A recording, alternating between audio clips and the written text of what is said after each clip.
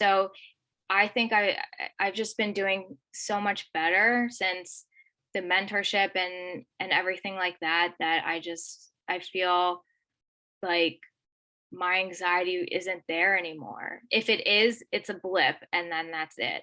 And but I don't consider that much of anything. All right, welcome to the channel. I have a very special guest. I have Haley. She has a TikTok, Your Anxious Therapist. I'll put a link here somewhere. Haley is a therapist and she was a client in the program and she struggled with anxiety. And I asked her if she could come on the channel and share her story to inspire you guys. And Haley was gracious enough to say yes. And Haley, I'm so glad you're here. Yeah, I'm glad to be here. Thanks for having me. So, Yeah. so let's get it started, Haley. I know a lot of people on the channel will want to know first off, like what really were like your most debilitating symptoms? Like what were the ones that really threw you off? Yeah. So I would say my most debilitating symptoms for me were heart palpitations. Like I was struggling with that for a while. Heart racing or heart flutters, things like that. I was really hyper fixated on heart stuff. And then also depersonalization, derealization. Those were pretty much my most intense symptoms. And then I also had a lot of intrusive thoughts as well. But I would say, yeah, definitely the depersonalization, derealization, and then heart palpitations were my Yeah, worst symptoms that I was struggling with for a while. right. And so how did all of this like come about? Like when did it how did it start? When did it get really bad? What was the story behind that? Yeah, so my story, so I had anxiety since I was a child. It wasn't until like I was, a teenager and early adulthood where I actually realized the extent of my anxiety, and how it was, where it was stemming from. But I had a lot of anxiety around health related, like health anxiety and death anxiety. I would say those were really the start of my anxiety when I was younger. And then that sort of progressed when I was a teenager into adulthood as well. But I would say about 5 years ago, I had a really bad panic attack. Like Mhm. it was, I've had panic attacks before, but this was the worst panic attack I had ever experienced. I was really close to going to the hospital. I ended up going to an urgent care and I thought I was going to die. Mhm. And they ended up saying that it was just a panic attack. But since then, I had, it felt like I couldn't recover since that panic attack. Like I was constantly getting panic attacks afterwards, and there would just be no rhyme or reason to it. I was just shaking and trembling and having just so many different physical symptoms, and I didn't know what was wrong with me. So that was happening for a little while. And then um, eventually it got a little bit better. And then about 2 years ago, I struggled with depersonalization, derealization, and it just sort of progressed since there. Like I was experiencing it every single day. And this Mhm. was sometime before I started the program. I was like, I can't deal with this anymore. Because it was like my anxiety would just sort of flow through periods of where it would get really bad and then I would think it would get better and then it would just get really bad again. And when I was struggling with the depersonalization, derealization, I was like, I need to do something different. I just didn't know what to do. So that's, yeah. And then that's sort of, in summary, my story. So yeah. With because of your like your licensing and your therapy background, I'm curious how you felt. Like what was going through your head when you were experiencing the anxiety and the derealization, depersonalization? Like was there elements where you were still really thrown off and you're like, I don't know what's happening? Or did some of your clinical application, like clinical understanding, be like, oh, that's what that was? How was that for you? Because a lot of people, they just don't know. Like for me, I had a panic attack too. I didn't know derealization. I didn't know that was even such a thing. So I'm curious about your thoughts there. Yeah, that's a good question. So I knew what was happening. Well, when I had the worst panic attack I had, it was sort of like I convinced myself it was something different, even though like I knew that it was anxiety, but it was like I thought it was something different this time. That's what my anxiety would always convince me, that no, it's different this time. This isn't really anxiety. And I would sort of go through this back and forth between, I know what this is. Like I talk about this with clients. I know what anxiety is. I know what it looks like, but because I was struggling so much with the health anxiety, I was always convincing myself that this isn't actually anxiety. You're experiencing all these weird, strange symptoms and physical symptoms. Like it has to be something else. And it was a lot of that back and forth that I struggled with, that I logically I knew what was happening. And it was like, a lot of times it was, I could talk with clients about it easily. And then with myself, I was like, no, no, no, this is different. This is different this time. And Yeah. every time it was anxiety, but yeah, I convinced myself it wasn't. Yeah, no, and that's super normal. Like I don't know if you remember, Haley, like there's and there still are, there's like a lot of clinicians in the mentorship too. There's like a lot of doctors, PAs, nurses, and it was the same thing because they were like, I understand physiologically what's happening, but like when you're in it, it was like it's like the thoughts really throw you off. You're like, no, no, no, this is different because you're like experiencing it, right? Yeah. And I think that's what really throws a lot of people off for sure. Um, Up until joining the program, what were some of the things that you tried doing? Like, was it something that you would just kind of like manage and push to the side, or how exactly would you go about like dealing with it before it got really bad? Yeah. So, during the phases where I would sort of just manage it, where my anxiety was I would just sort of try to keep it at bay. It wasn't that bad, but I was still struggling a little bit. I would say some of the things that I've tried therapy for myself before, many times, briefly medication, CBD, Mhm. uh what I would do is have a lot of different things on me, like essential oils, or I'd have to have this or that on me just in case I had a panic attack or if I was experiencing anxiety. Mhm. I would cut out coffee for periods of times. I was just sort of trying to do a lot of different things to sort of manage it and keep it at bay, and try to fix it. I was always in fix it mode of like, well, what can I do? What can I sort of change? Maybe it's because of this that my anxiety is so bad, or it's because of this. And so I was constantly searching for things to either cut out or add in to my life that would help make it go away. Right. And I know, and it's such like an intuitive thing where you're feeling, and God, we all tried it. Like we all did that too. It was kind of the same thing. Did you ever feel like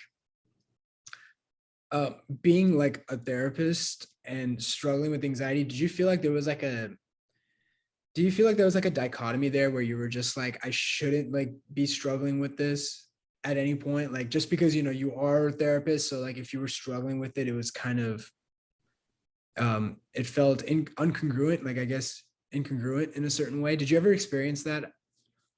Yeah, I experienced that so much. It was like I felt a lot of shame and embarrassment. Like I was trying to hide it and say, like, I'm a therapist. I should be perfect and feel great all the time. And I felt like I had to do that, as a therapist. It was sort of like you felt this imposter syndrome, like how can I possibly help other people if I'm also struggling myself.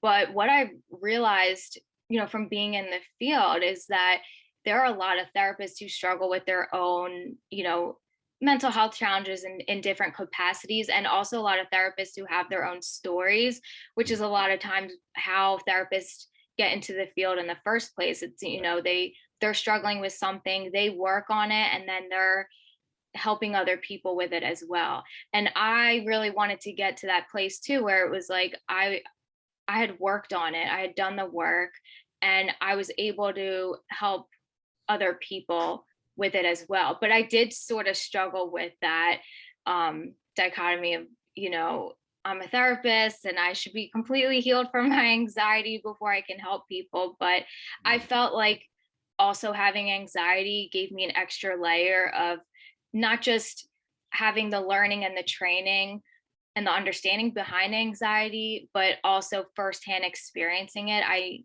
knew exactly what people were experiencing when they would come to me with their anxiety. And I felt like, for a while I struggled with it, but then I realized I can actually really help people even more so because of that background experience. Kaylee, like, and we talk about this as coaches a lot. Like, I think everybody as a coach that got better, Mm-hmm. um, they got better from people who they heard who had gone through it. Ironically, it wasn't necessarily like, for example, like Caesar was a client of mine, right? And like, Shiv was a client of mine, but Kaylee went to a therapist because it was before I started, Bye Bye Panic. But she said, it was, yes, he was a therapist, but he also had gone through something similar. And I feel like there's like this, when like you've experienced it, it's such a different layer, like different level, as opposed to just reading about it. Like almost like looking at it through a microscope, like experiencing it. I think it really makes you as a therapist and as a clinician way more powerful, like going, experiencing this and seeing it firsthand. Yeah, absolutely. So it's really a superpower, like I personally feel like that. It's like, it really, and I kind of wish there was a way in the therapy world where you could identify, like, who specifically has gone through it. I know exactly. Because I don't, always disclose that to people because, it's not about me when I'm working with people, Right. it's about them. But Mhm. if there is a time where I do disclose it, where it's, it feels right to do that within, the context of what's going on, Yeah. then it might happen. Um, but yeah, I do think that, like you said, it's like a superpower that, for so long you can view anxiety as this just negative thing, but then you realize you can help a lot of people through it when you can come out from it on the other side, and you can show people that there is a way out of anxiety. So Yeah. yeah. Yeah. So fast forward into joining the mentorship. What were some of the biggest takeaways that you learned in the mentorship, and what were some of the things that how was your experience there in general? So my experience in the mentorship was really, it was amazing because in the beginning I struggled a lot. I feel like I was comparing myself to other people, which I would do a lot. I would see other people progressing more, and I was like, well, why am I not getting it? Or I think or I'd make a little bit of progress, and then I'd feel like I'd backtrack a little bit. So I think I would go through that a lot in the beginning, and then I hit a point where I was finally it was just like finally settling in, that just to stop fighting and resisting it and trying to seek other things, like, well, it could be this, it could be this, it could be this, but what about this situation? Because sometimes I'd go on the calls and I'd say, well, what about this situation, or what about this one? And it's just like, it's the same response, it's the same exact response. And I think it finally just clicked that I needed to really let that sink in, that I needed to just really accept it and stop fighting it and resisting it and focusing on recovery. And I think once I stopped focusing on, why aren't I recovered yet? Why am I doing this? Why am I doing that? And I just was living, I realized that I wasn't thinking so much about the anxiety. And I think that was really the biggest takeaway, is really just allowing whatever symptoms and sensations to be there. And whether they were there or not, every time if it showed up, I just wouldn't care. Yeah. I just had a different attitude and response to it.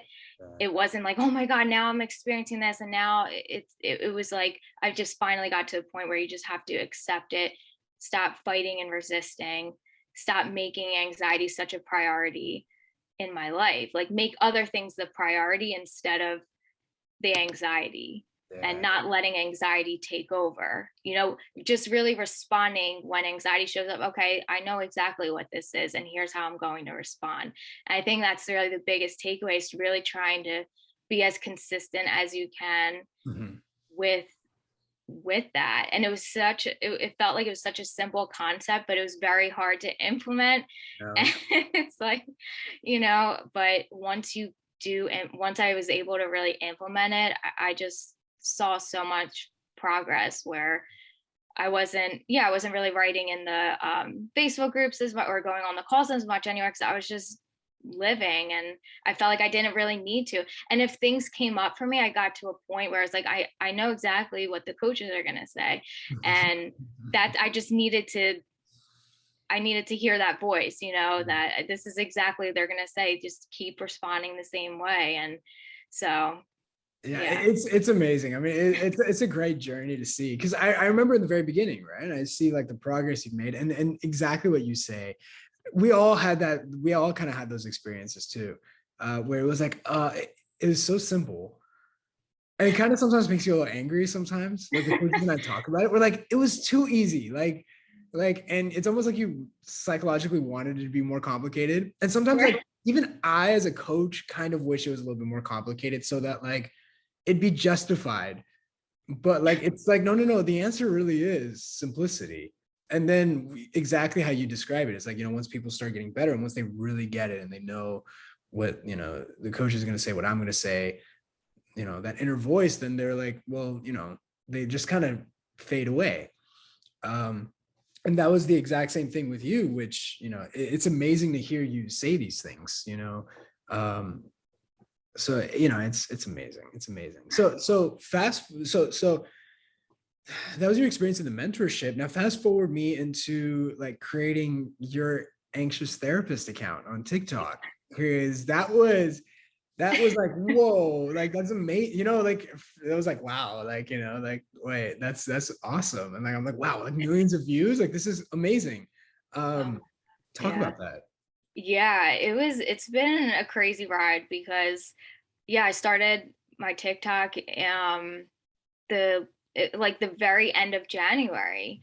So Um long ago. That's it's been like amazing. it's been just such Few a months. short, it's Oh been my like god, 2 months. It was like, I think it was man. like yeah, it was like it was like the couple days before the 1st of February that I started it, because I had opened up my own private practice, and I was like, I should hop on social media. I think I created an Instagram account, and then I was exploring TikTok, but I wasn't really sure. I was a little nervous to start it, and I was like, all right, let me just start a TikTok and see what happens.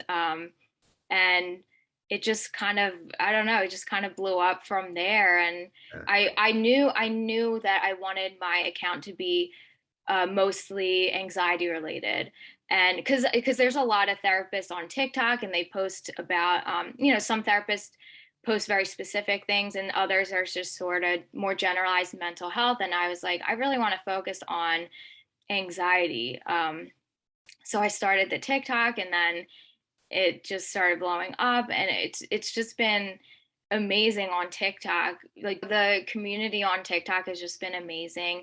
A lot of people will come onto the videos, and they're not, they feel like they're alone in it. And once they see videos about anxiety, they're able to feel like, oh, I'm not alone. I thought I was the only person experiencing this. And I think I think it could be really helpful for people to um, learn more about themselves and learn more about anxiety. And that's really why I created the account, is to really try to help as many people as I can. And I realized how TikTok, you can reach so many Mhm. people, and I really just love the community on TikTok, and everyone is really supportive of each other on there as well. So yeah. Do you did it surprise you how many people like experience it online?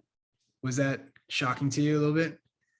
Yeah, a little bit shocking to me. Yeah, because it just goes to show how many people are struggling with it, and also struggling alone with it too, and I think that people might mask their symptoms for years and try to keep them at bay, but internally I think a lot of people will struggle, and not a lot of people know, in the person's life might not know that they're struggling with anxiety. So I think that it was really eye-opening how many people are dealing with anxiety on a daily basis like this. I mean, I knew, as a therapist, I know that there are tons of people who are struggling with anxiety, but it was eye-opening how many Yeah. people, Right. you know.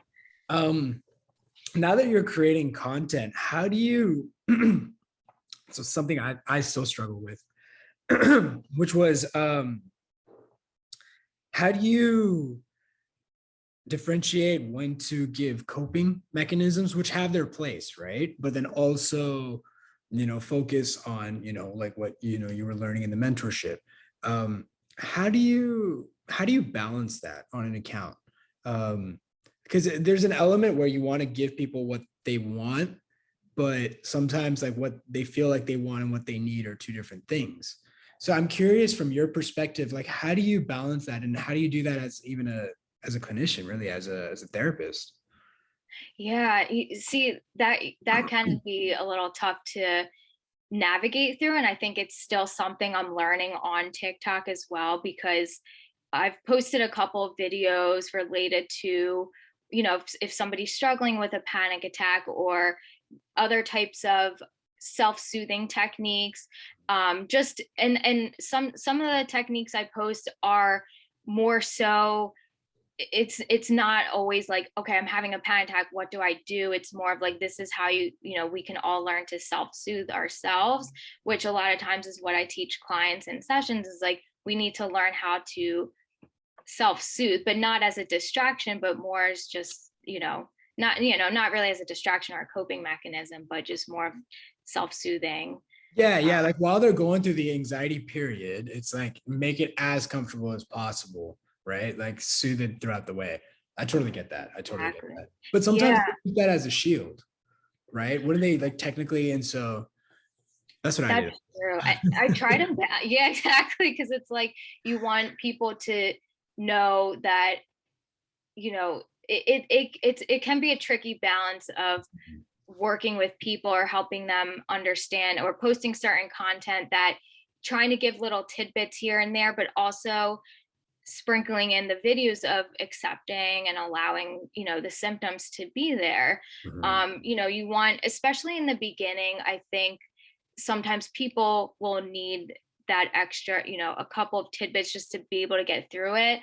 And then, but then also, I like to simultaneously explain that it's not sort of like a distraction, right? It's more of like, we want to work on getting you through that moment so you could see that you are capable Yeah. of getting through, if it's just anxiety or a panic attack. And I try to work with people on not avoiding Mhm. things as well. So I think it can be a little tricky, because I understand that, and that was me for a while too. I really wanted to distract myself as much as possible or have a quick fix, and I realized that there wasn't really a quick fix. It was more of just understanding what was happening. So I also like to provide some education in there as well, like, this is what's happening in Yeah. the mind and the body. That's why this is happening. So if they also have that extra layer of, I understand this, they can know,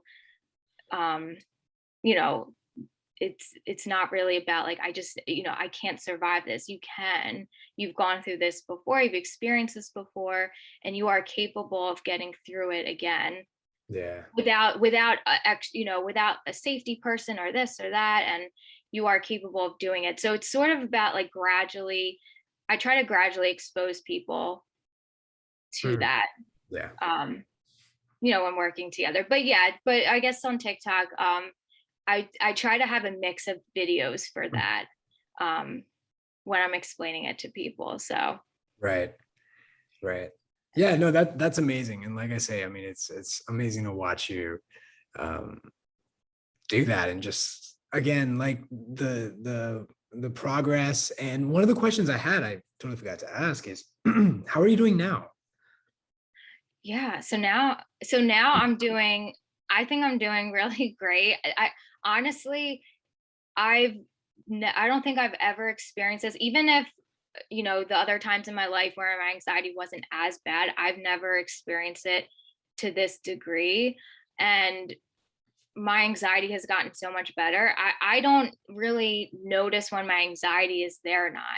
Yeah. It's sort of like there might be a little blip, and it's not that it's a problem at all, because I feel like in life we're all going to experience anxiety. It's not the total absence of anxiety, because anxiety has a function Yeah. in certain places, right? Or situations. So I think I've just been doing so much better since the mentorship and everything like that, that I feel like my anxiety isn't there anymore. If it is, it's a blip and then that's it. And but I don't consider that much of anything. So yeah, so I'm definitely feeling so much better since then. It's been great.